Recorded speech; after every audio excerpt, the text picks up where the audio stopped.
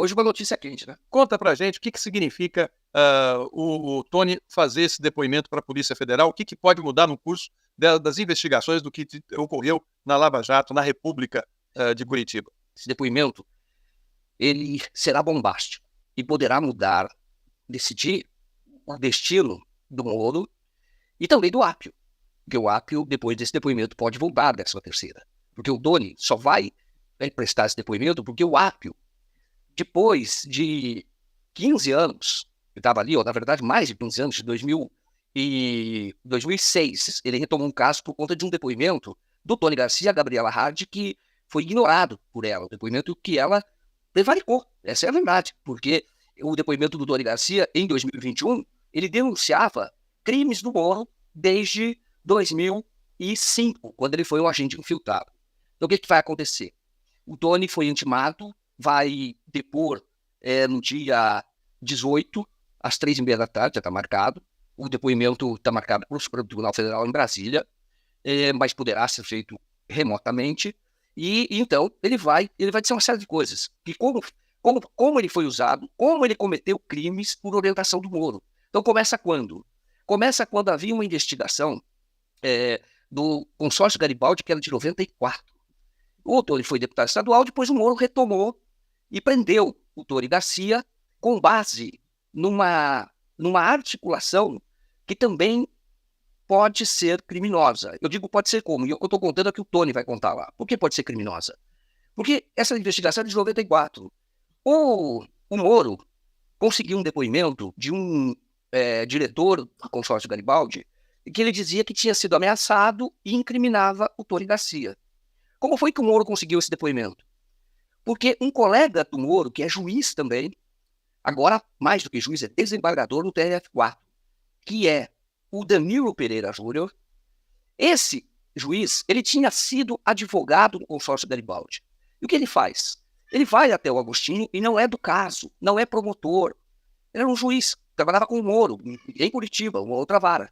Então ele atrai o Agostinho para o Agostinho prestar um depoimento que depois foi desmentido, é um depoimento mentiroso.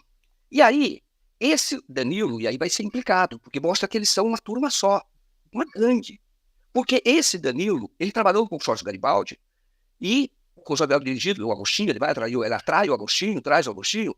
O Danilo, a esposa do Danilo, ele por ter trabalhado no consórcio Garibaldi, tinha sido acusada pelo Banco Central de fraude. E esta acusação estava com o Moro. Tinha a lista de quem foi beneficiado fraudulentamente com o consórcio. Por isso teve a intervenção do consórcio Garibaldi. Então, a esposa do juiz estava lá e tinha que ser investigada. Pelo menos tinha que prestar depoimento. E não aconteceu isso. E o juiz, o Danilo, traz o Agostinho. E o que isto indica? E o que o Tony vai falar? Que o Moro deve ter pressionado como ele fez outras vezes. E ele vai linkar isso com o vídeo da festa da cueca. Como é que ele adquiria poder? Quando ele tinha informação de colegas ou de desembargadores, usava essa informação a chantagem. É isso que vai ser revelado. É isso que ele vai dizer. O Danilo só pode ter feito isso por chantagem, porque ele não é agente, ele não é delegado, e ele é que apresenta. E como é que se descobriu isso? Porque o Agostinho, tempos depois, quando foi processado pelo Tony Garcia, contou isso na Justiça Estadual, porque era danos morais. O Tony falou, olha, você mentiu o que você falou no depoimento. Aí ele disse que tinha sido pressionado e que ele tinha ido prestar depoimento para o Moro porque o Danilo o atraiu, o chamou e o orientou a fazer um depoimento lá, que foi um depoimento também, que foi uma delação premiada, quando não havia nem regulamentação da delação premiada. Então ali você tem documentado o modus operandi do Moro, que vai resultar no vídeo da festa da cueca, que vai resultar no uso, na pressão para que tenha colaboração, e o Tony vai contar isso. Vai contar que ele foi proibido, a certa altura, de poder recorrer, porque a família dele foi ameaçada pelo Moro. A gente vai contar também detalhes disso no documentário. Mas ele vai contar isso, que foi ameaçado e que houve um acordo em que sequer ele podia recorrer. E aí, quando mesmo assim ele tentou, o irmão foi chamado pelo Moro sem depoimento, e o Moro pressionou o irmão para que o Tony não recorresse. E qual era uma das razões do recurso? Porque o Tony foi acusado da história do consórcio Garibaldi, foi preso. E ele, para sair da prisão, ele foi preso numa prisão que eles chamam, ou lá era chamado em Curitiba, de calabouço da Polícia Federal. Então, quando ele foi chamado, quando ele ficou preso, o Moro daí ofereceu para ele uma prisão que seria uma prisão quase como um flat, num outro local, onde o chefe já estava. E ele, então, para sair da prisão, foi para lá e fez tudo que o Moro queria. E aí ele vai entregar, isso posso adiantar aqui, nesse depoimento, que vai ser no gabinete do Dias Toffoli, né? Vai ter um juiz que trabalha com o Dias Toffoli, auxiliar, alguém, ou o Aras, ou alguém ligado ao Aras, porque o investigado é o Moro, e vai ter um delegado da Polícia Federal. Então, o que ele vai, ele pretende entregar? É uma lista que o Moro deu a ele com 32 tarefas para ele sair da prisão. E essa tarefa que ele tinha, nenhuma delas tinha relação com o processo que aqui o Tony estava respondendo, que gerou a prisão dele. Então, o Moro queria outros casos que não tinha nada a ver. E o Moro, então, começa a investigar Jaime Lerner, secretário do Jaime Lerner, ele vai entregar essas listas. O conselheiro do Tribunal de Contas, de outros casos da Copel, que não tinha nada, que o Tony não tinha nada a ver com isso. Mas como o Tony tinha esta rede, esta relação, ele conseguia conversar com essas pessoas e atrair essas pessoas. Por conta da própria origem do Tony. O Tony foi casado com a filha do governador do Paraná, talvez o mais famoso da história, que é o Ney Braga. Então, o Tony foi candidato ao Senado várias vezes, foi um dos coordenadores da campanha do Collor. Beto Richa também, não foi? Que disso depois. Aí isso vai ocorrer depois, num outro episódio que vai gerar uma retaliação contra ele. Queriam que ele entregasse um vídeo que ele havia feito e ele não entregou, enquanto não houvesse fosse respeitado o acordo dele anterior e que houvesse anuência para que ele não fosse processado, porque ele conhecia essas pessoas, sabe o modo operante da pessoa. E ele tinha gravado o Beto Richa, que gerou a prisão do Beto Richa, sim, mas isso vai ser em 2018.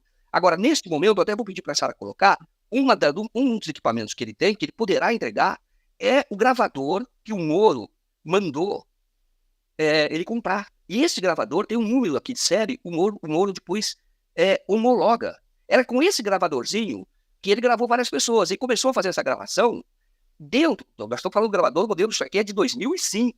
Porque quando ele estava preso, o Moro, um dia, ele vai contar isso, eu estou falando do relato dele, né? Um dia, às 7 horas da manhã, 7h30 da manhã, vai até o local onde ele já estava melhor acomodado, que aí ele pôde colocar frigobar, o Moro deixou, televisão, a cama, os móveis, e era uma unidade da Polícia Civil do Paraná. E o Moro vai lá de manhã e vai conversar com ele para dizer, tá tudo em ordem, tá tudo bem, agora você tá bem acomodado aqui, etc. Ele falou para ele, olha, porque ele já tinha recebido a incumbência de fazer a colaboração e as tarefas que ele tinha que fazer. Ele falou, é bom então você comprar um gravador e você já começar a conversar com essas pessoas da lista que eu te dei. Isso todo ele vai contar. E aí, essas pessoas começam a visitar e começam a fazer essas gravações com esse equipamento que está aí, e é o equipamento que está do mesmo jeito, e ele, se a Polícia Federal quiser, vai entregar o equipamento para que haja. Tem as fitas também, certo? Em gravação com o Moro, inclusive. Ele tem essas fitas? Na verdade, é digital, fica dentro. É digital. Tá. Fica dentro do gravador, não tem que apagar. Exatamente, esse é o digital. Então, isso aqui pode ser periciado. E aqui tem que conversar com o Moro. Uma das conversas é aquela em que o Moro fala com ele, conversa com ele sobre como seria a sentença dele. Ele está discutindo com o réu como seria a sentença. Então, esse depoimento ele vai trazer muitas novidades. O que pode ocorrer com o desdobramento? Esse depoimento só está acontecendo porque o Apio passou pela 13ª Vara, porque ali era tudo blindado. Quando o Apio passou, ele encontrou lá um depoimento que tinha sido dado a Gabriela Hard de 2021, em que o Tony já falava não, em que ele denunciou o Moro, em que ele culpava os crimes do Moro. E por que ele prestou esse depoimento? Porque em 2018, por conta daquela investigação que levou à prisão do Beto Richa, como ele não quis entregar, ele ali resistiu. É a primeira vez que ele vai lá e diz, não vou entregar se vocês não anuírem, num acordo que ele estava fazendo no Ministério Público do Paraná, estadual. E aí, em 2019, em retaliação, eles iniciam um processo de rescisão do contrato, do acordo de colaboração de 2005. Então, ali mostra que o Tony, quando fez o primeiro acordo, ele virou uma espécie de cachorro do Moro e da turma da Lava Jato. Eles achavam que podiam usar a autoridade porque quisesse a vida inteira e usaram várias vezes. Aí, quando houve essa ameaça iniciaram o processo para a rescisão do contrato. Quando o acordo, que é um contrato, acordo de colaboração, se você fosse rescindido, o Tony ia voltar para a prisão e ia ter repercussão dos próprios bens dele. E o que ele fez? Com a Gabriela Hard e ali com o Bonar, nada acontecia. Mas em 2021, sob a ameaça de que pudesse ser preso novamente, ele prestou um depoimento, ele pediu para depor.